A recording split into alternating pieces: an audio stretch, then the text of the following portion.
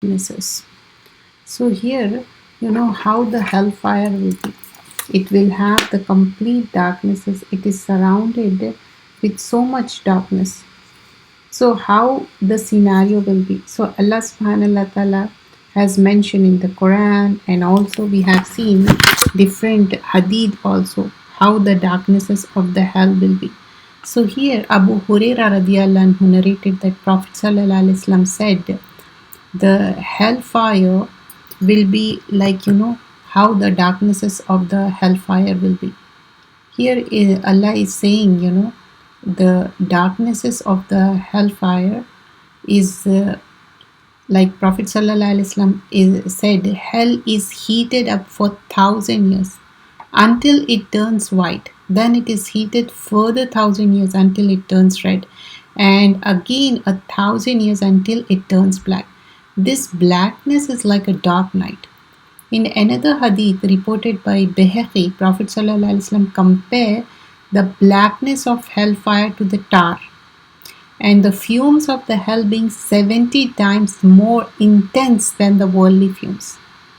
So Ibn Abi Dunya and Tabrani reported a narration explaining that the kindling and the embers in hell do not give off light.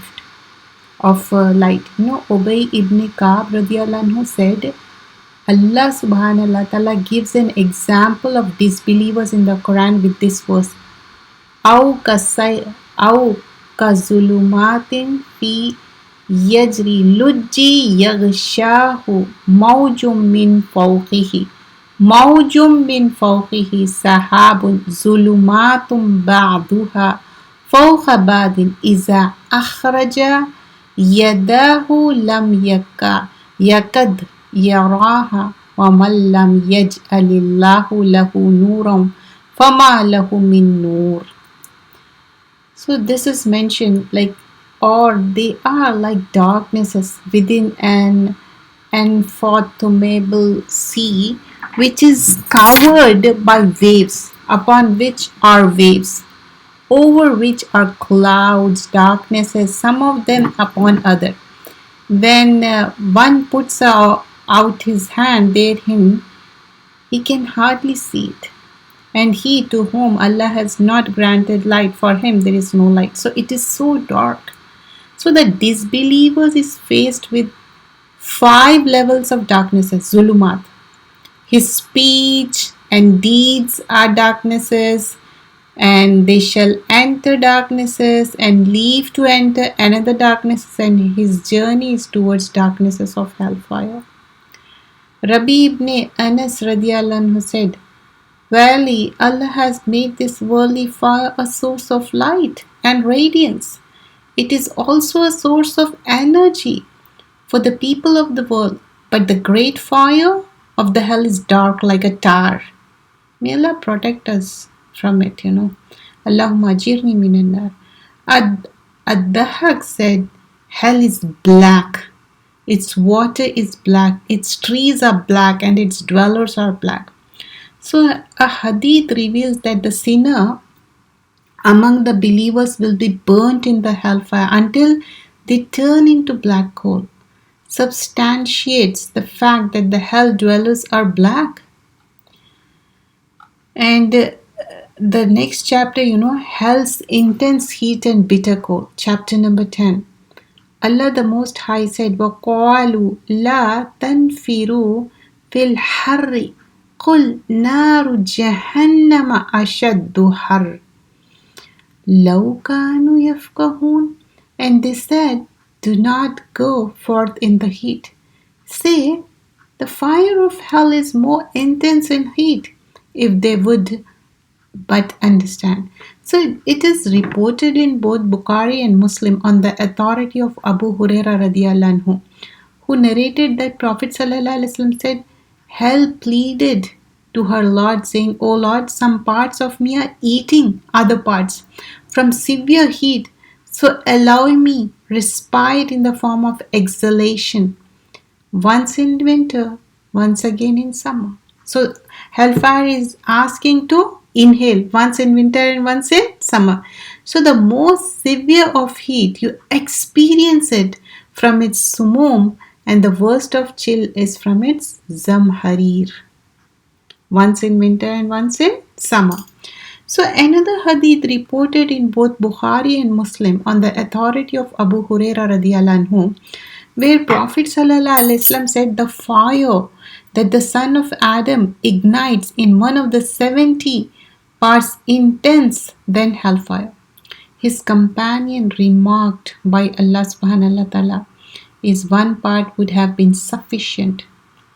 Allah subhanahu wa ta'ala said hellfire is 69 times hotter, each part equally hot, which was explained by Prophet sallallahu alaihi wasallam. Imam Ahmad reports a narration with the addition where it's not that hellfire was dipped in the sea twice, the worldly fire would have proved too intense for any use. Ka'b said to Umar al-Khattab radiallahu anhu, if a hole the size of the bull's nostril were to open in the east of the hell, a man on the west would have had his brain boiling due to its heat and follow like a liquid as a result. That's the comparison. Even like a small hole like a bull's nostril, like the brain will be boiling it because of that. So Abdul al-Malik Ibn Umair said, if the dwellers of hell were to stay in a fire of intensity of this world, they would fall asleep therein. Another hadith states that the hellfire says on a daily basis, my heat has increased, my depth has deepened, my embers have become great, and my Lord has postponed my dwellers from me. Bashir ibn Mansur asks Ata al-Salami, how would one feel if the worldly fire is ignited? And he is asked, who shall enter it? Ata replied, if I were asked that question, I will be so elated that I fear my soul will leave my body before I fall into the fire. This was the chapter. So next chapter will be the section 1, which is like, freezing coldness, some harira of hellfire. That we're gonna cover in upcoming class. We'll be doing till here. Now the Kitab al-Tawheed, the chapter, the saying, this wealth is the result of my labor and the knowledge is against Tawheed. So the reference of this ayah, وَلَئِنْ أَذَقْنَاهُ رَحْمَةً مِنَّا مِنْ بَعْدِ ضَرَّاءَ مَسَّتْهُ لَيَقُولَنَّ هَذَا لِي وَمَا أَظُنُّ السَّاعَةَ قَائِمَةٌ وَلَئِنْ رُجِعْتُ إِلَى رَبِّي إِنَّ لِي عِنْدَهُ لَلْحُسْنَى وَلَا نُنَبِّئَنَّ الَّذِينَ كَفَرُوا بِمَا عَمِلُوا وَلَنُذِيقَنَّهُم مِّنْ عَذَابٍ غَلِيظٍ. And truly, if we give him a taste of mercy from us after some adversity, severe poverty or disease has touched him, he is sure to say, this is due to my merit. I think not that the hour will be established, but if I am brought back to my Lord, surely there be for my best wealth with him, then we verily will show to the disbelievers what they have done, and we shall make them taste a severe torment. This is in Surah number 41, ayah number 50. So it is mentioned, Wala in azakna rahma, like when truly Allah make them taste the rahma, mercy from Allah subhanahu wa ta'ala. But after adversity, Mimbadi darra masadhu. Darra could be, it could be severe poverty or disease has touched him. He surely say. So the person is saying la yaqulanna, noon takid and lam takid is there to emphasis. Hazali, the person is saying, oh, this is because of me. This is due to my merit. It's not like, whatever the good happens, we should say to ourselves, no, never. It is because the rahmah of Allah subhanahu wa ta'ala, the mercy of Allah subhanahu wa ta'ala.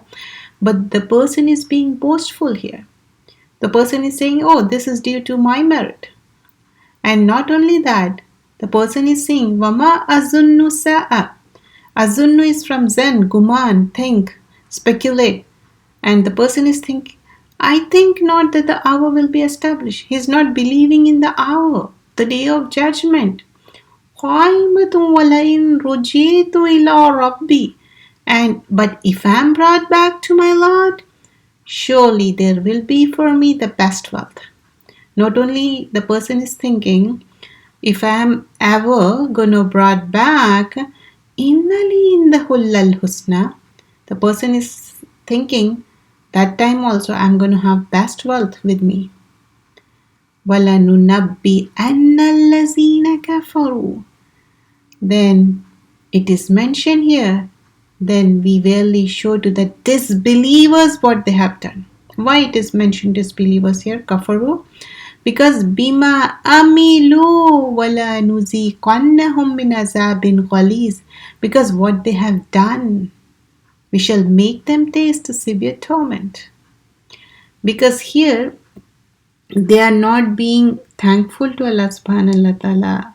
They are not believing in oneness of Allah, and they are like assigning whatever the good happens, they are telling to themselves. We can't say that. It is the rahmah, it's the mercy of Allah subhanahu wa ta'ala. So because of that, Allah is saying, Wala nuziqannahum. In the starting of the ayah also, Wala in azaqnahum from Zawh. The same word, the formation has been changed. Again it has been used. You have to taste azabin ghaliz, severe torment. In the starting, Allah said, I make you taste the mercy of Allah. Like something happens, Allah removes with His mercy. But person is assigning to themselves. That is also kufr.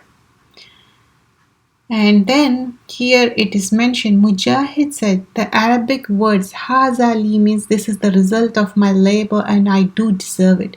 Ibn Abbas radiallahu anhu said that it means what is it with me is due to the virtue of myself.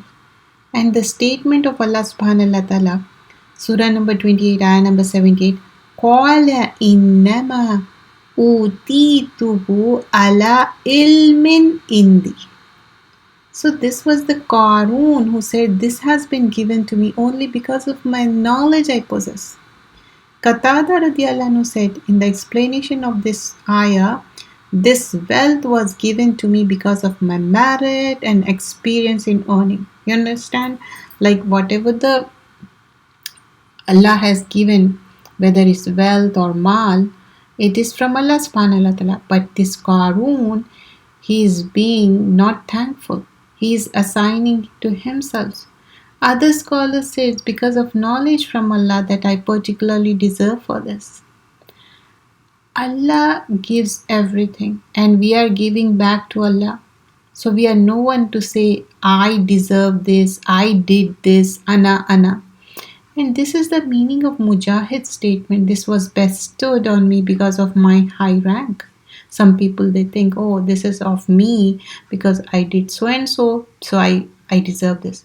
There was a longer hadith which narrated by Abu Hurairah radiallahu anhu, who narrated that he heard Allah's Messenger sallallahu alaihi wasallam saying, Inna salasatin.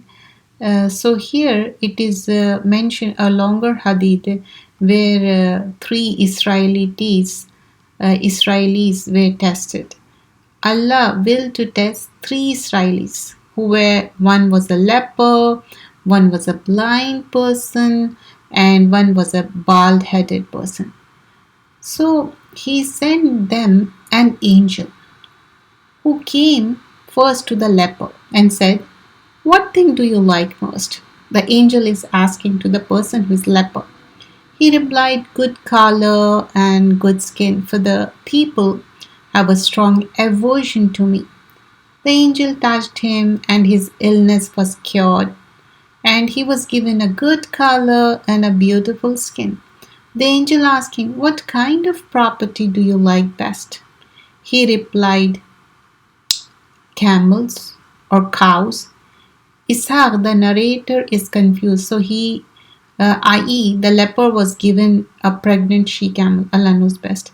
And the angel said to him, may Allah bless you in it. The angel then went to the bald-headed man and said, what thing do you like most? He said, I like good hair and wish to be cured. of this disease. For the people feel repulsion for me. The angel touched him, and his illness was cured. He was given good hair. The angels asked him, "What kind of property do you like the best?" He replied, "Cows or camels?" The angel gave him pregnant cow and said, "May Allah bless you in it." The angel went to the blind person and asked, "What thing do you like best?" He said, "I like that Allah may restore my eyesight to me so that I may see the people." The angel touched his eyes. "And kind of property do you like the best?" He replied, "Sheep." So he gave him a pregnant sheep. Afterwards, all three pregnant animals gave birth to young ones and multiplied and brought forth so much that one of the three men had a herd of camels filling a valley, and one had a herd of cows filling a valley, and one had a flock of sheep filling a valley. Then the angel, disguised in the shape and appearance of a leper. You remember that same angel, he came back. First to the leper, went to the leper and said, now angel is saying this, "I'm a poor person who has lost all means of livelihood while on a journey. So none will satisfy my need except Allah. Then you, in the name of Him who has given you such a nice color and beautiful skin." Now the same angel, he's asking, this is yani like a test. He's saying, you have such a good color, beautiful skin, so much property. I ask you to give me a camel. So he's asking, can you give me a camel so that I may reach my destination? The man replied, "I have many obligations, so I cannot give you." The angel said, "I think I know you. Were you not a leper?" Now the angel is saying that. You remember you were a leper to whom the people had a strong aversion towards you? Weren't you a poor man? And then Allah gave you all this property. He replied, "Oh, this is all wrong." He's denied. "I got this property through inheritance from my forefathers." So the angel said, "If you are telling a lie, let Allah make you as you were before." So the angel said, "If you're lying, you're going to be the same as you were before." Then the angel, disguised in the shape and appearance of a Baal man. Now he went to the Baal person. This is the first case, So he came to the how he was. You remember, he was a leper. Then he went to the person who was a bald person. Went to the Baal man and said to him the same as he said to the first person, and he too answered the same as the first person did. He asked for the, camel to go from this place to that place. Then the angel said, "If you're telling a lie, then let Allah make you as you were before." Because, he asked for the favor, he didn't give. And he, make him remember like how he was before, and Allah gave this, and he said no, this was because of him, he got it from the inheritance and so on and so forth. He lied. So the angel said, if you were doing this lying, like went to the blind, like how you were before, you're going to be the same. Then the angel, disguised in the shape of a blind man, went to the blind man and said, now finally to the blind person, you remember 3 people were there.